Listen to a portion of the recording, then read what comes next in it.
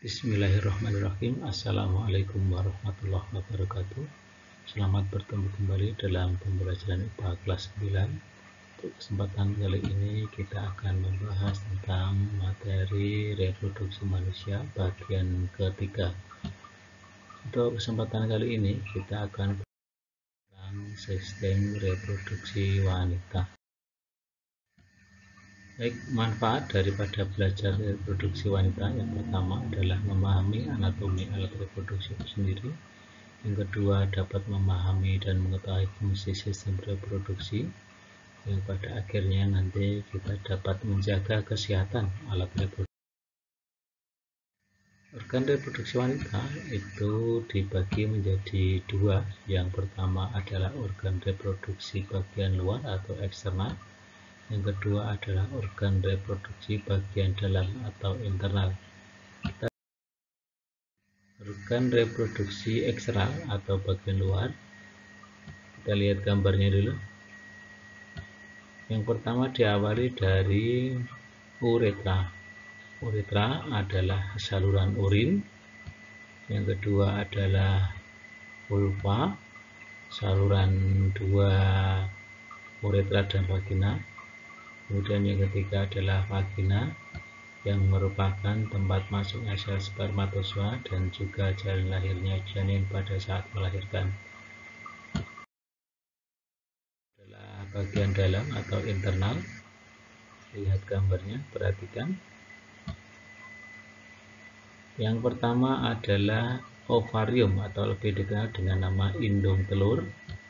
Di sini terjadi proses oogenesis yang pada akhirnya menghasilkan sel telur atau ovum.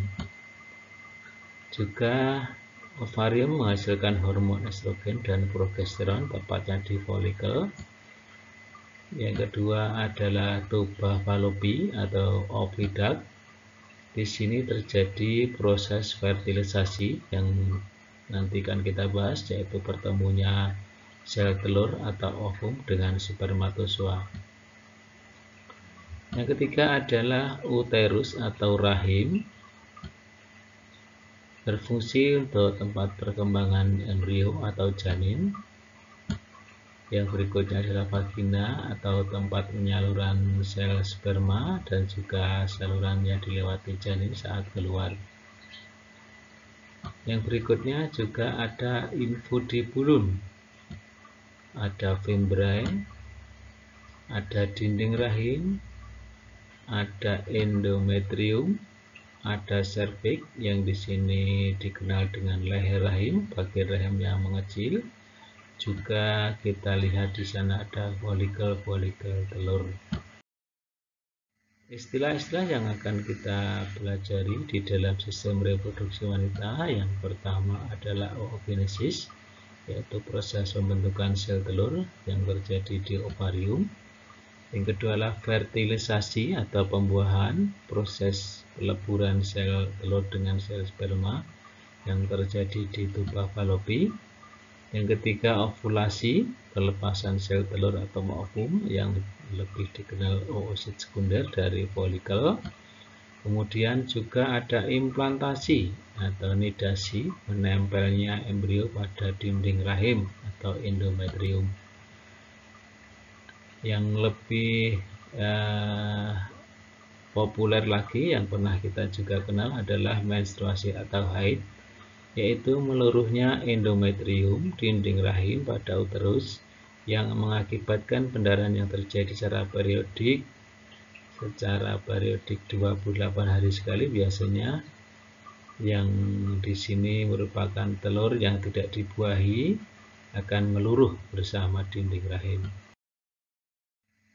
Oogenesis adalah pembentukan sel telur atau ovum yang sel kelamin betina, dimulai dari oogonium, memiliki jumlah kromosom 2N diploid.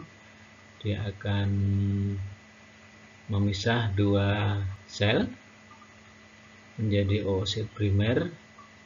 Satu oosit primer akan memisah nanti menjadi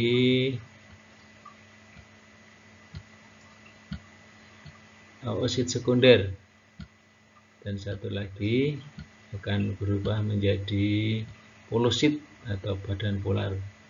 Untuk oogenesis biasanya terjadi hanya satu sel telur yang matang yang dikenal dengan nama ootit, dan lebih akhirnya nanti akan menjadi ovum.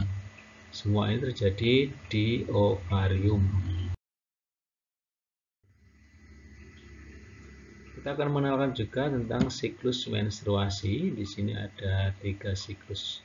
Yang pertama fase menstruasi, yang di sini hormon FSH memicu berkembangnya folikel di dalam ovarium, dan di dinding rahim akan meluruh.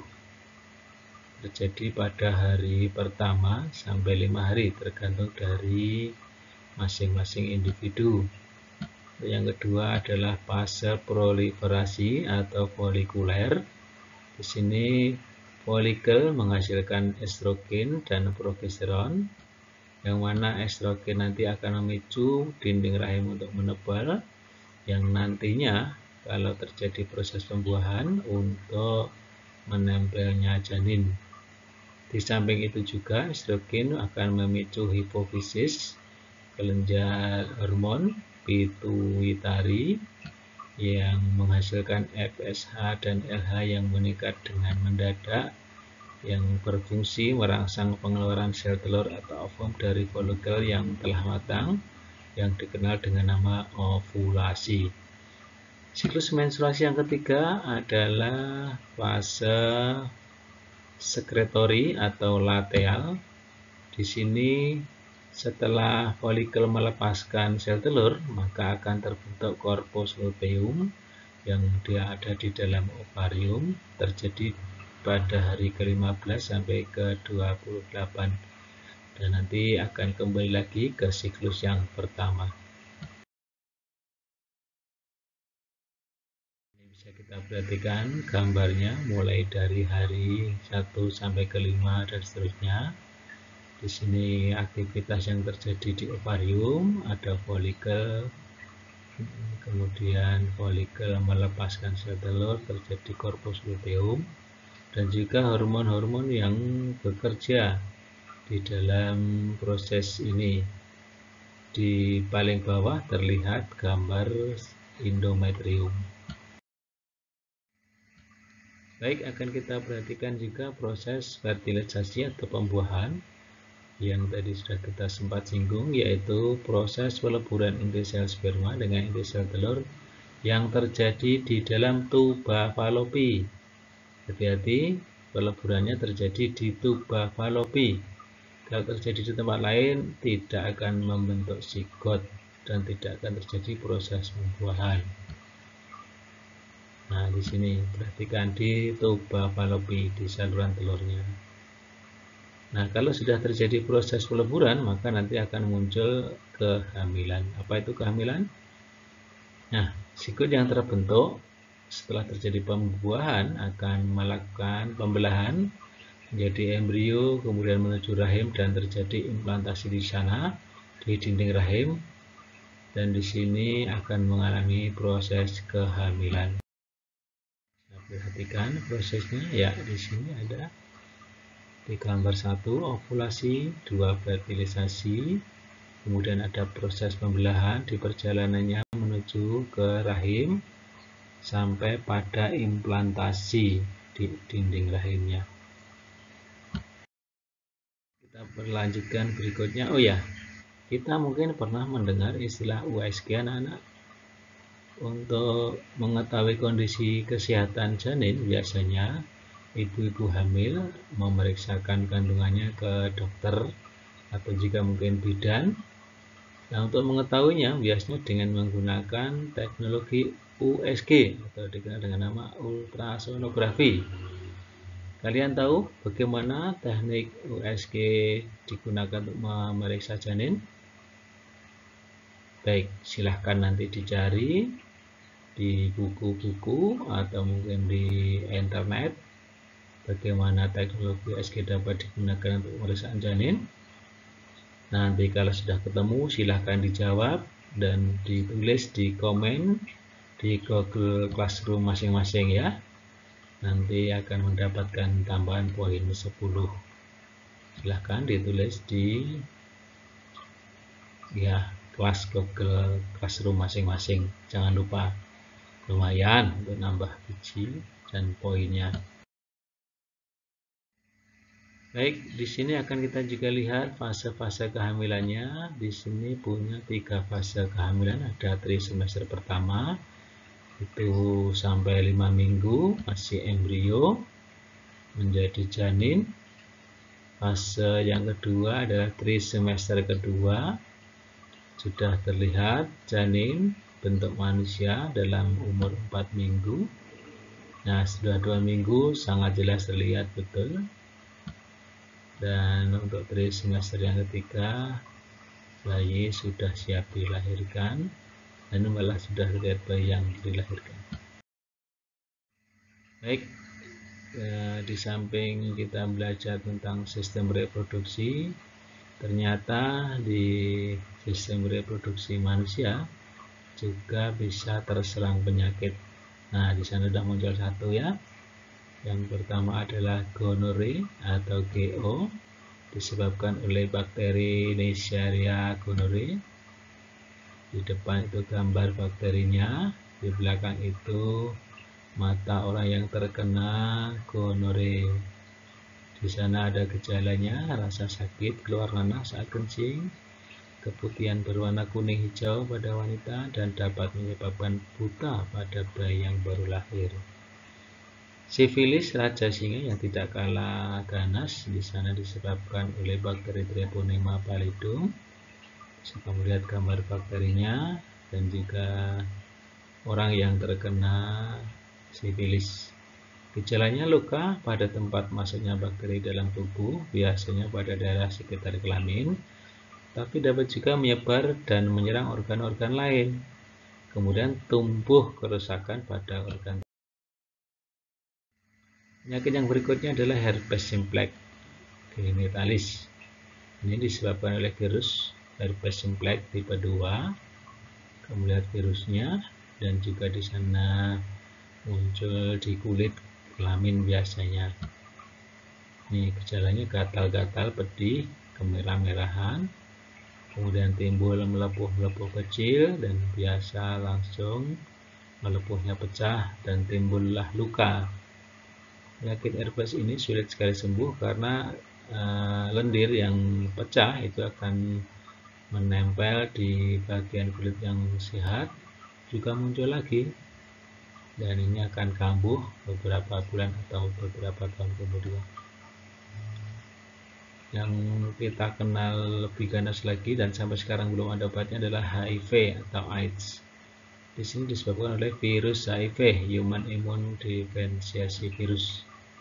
Bisa kamu perhatikan, sebenarnya tidak begitu ganas, namun di sini yang diserang sistem kekebalan tubuhnya, sehingga terkena flu saja udah begitu parah sakitnya. Ini bisa saja menyerang pada orang-orang yang tidak bisa menjaga diri, pergaulan bebas, dan tidak mau menjaga kesehatan sistem reproduksi. Juga keputihan bagi wanita. Di sini biasa yang terjadi adalah jamur, tapi bisa juga virus. Nah, gejalanya cairan berwarna putih kekuningan atau putih abu-abu, bisa encer, bisa kental, berbau tidak sedap, dan menimbulkan rasa gatal pada bagian kewanitaan. Epididymitis, di sini infeksi karena terkena penyakit menular seksual. Gejalanya penyakit ini ditandai dengan rasa nyeri dan pembengkakan pada salah satu testis dan dapat menyebabkan terjadi penyakit karena perilaku seksual bebas. Baik, kita lihat di latihan soalnya. Oke, perhatikan gambar berikut. Ya, gambar sistem reproduksi wanita bagian dalam. Apa yang ditunjuk? Oh, ternyata di sini huruf X. Fungsi bagian yang ditujukan oleh huruf X adalah A. Tempat berlangsungnya oogenesis, tempat terjadinya kopulasi, tempat terjadinya fertilisasi, saluran keluarnya janin. Baik, yang mana anak-anak? Ya, jawabannya adalah yang tempat terjadinya fertilisasi. Di akhir video kita bisa perhatikan ada beberapa tugas yang harus kalian kerjakan. Silahkan nanti digambar lagi, kemudian ditulis bagian-bagiannya. Jangan lupa dijelaskan masing-masing organnya. Yang berikutnya, nomor 2, apa yang dimaksud oogenesis? Syukur-syukur nanti dilengkapi dengan gambar bagan. Kemudian yang ketiga, mengapa LH meningkat secara mendadak saat fase folikuler pada siklus menstruasi wanita? Yang keempat, selama di dalam kandungan, janin dilindungi oleh cairan amnion atau cairan ketuban. Silahkan anak-anak tulis manfaat dari cairan ketuban ini. Yang kelima, kita juga mungkin pernah mendengar fenomena bayi kembar. Bagaimana fenomena bayi kembar dapat terjadi? Coba jelaskan bagaimana. Mungkin ada kembar yang sama persis, tapi mungkin juga kembarnya tidak sama. Silahkan nanti dijelaskan.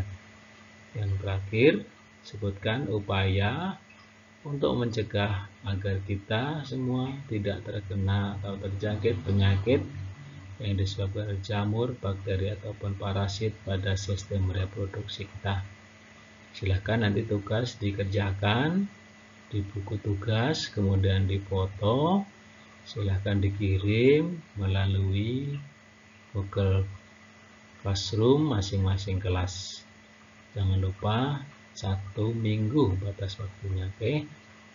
Baik anak-anak, sampai di sini perjumpaan kita di dalam pembelajaran IPA kelas 9, dan di video kali ini merupakan video terakhir dari sistem reproduksi manusia. Tetap semangat, jaga kesehatan, jaga diri dari pergaulan bebas, hindari narkoba.